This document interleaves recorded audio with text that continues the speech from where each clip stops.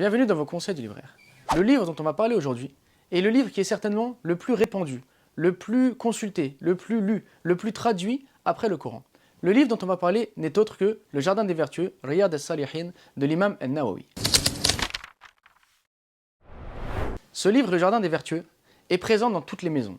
Il est présent dans toutes les mosquées. Il est traduit dans toutes les langues. C'est donc le livre après le Coran qui est le plus répandu. Pourquoi cela?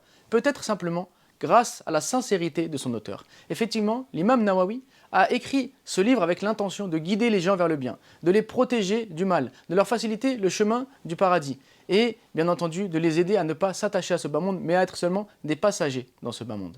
C'est ainsi que l'imam Nawawi commence justement son livre par le chapitre sur l'intention, qui explique justement que la personne sera récompensée fonction de ses intentions.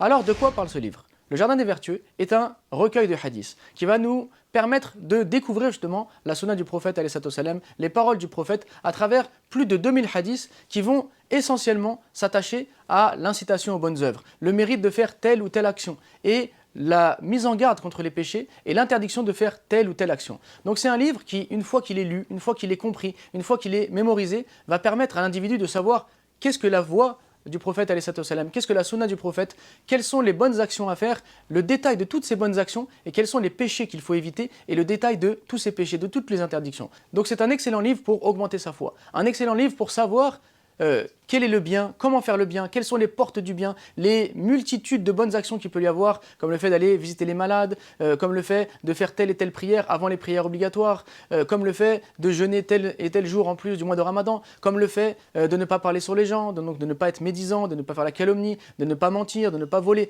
Bref, un livre qui va détailler toute l'éthique du musulman et ainsi le chemin pour cheminer vers Allah en faisant le bien et pour s'écarter de ce qui nous écarterait d'Allah en délaissant justement les péchés.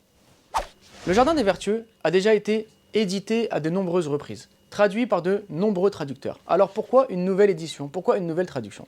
Tout simplement parce que le traducteur Rachid Mahash est un traducteur qui sort du commun. Il a une formation donc, de journaliste en France, donc il maîtrise le français, il maîtrise la syntaxe, il a une façon de traduire qui rend le texte extrêmement agréable et accessible. Et puis, il a des études donc, dans le domaine religieux qui sont très poussées et qui lui permettent justement, lorsqu'il traduit, déjà de rendre le texte accessible par sa maîtrise du français et sa maîtrise de la langue arabe, mais également d'être conforme au sens voulu par l'imam Nawawi quand il cite tel et tel hadith, grâce à ses connaissances religieuses et sa capacité à pouvoir revenir au livre d'explication. Donc c'était vraiment important pour nous de pouvoir proposer et mettre à la disposition du grand public sa traduction qui permet de rendre justement le livre accessible et agréable à lire pour tous.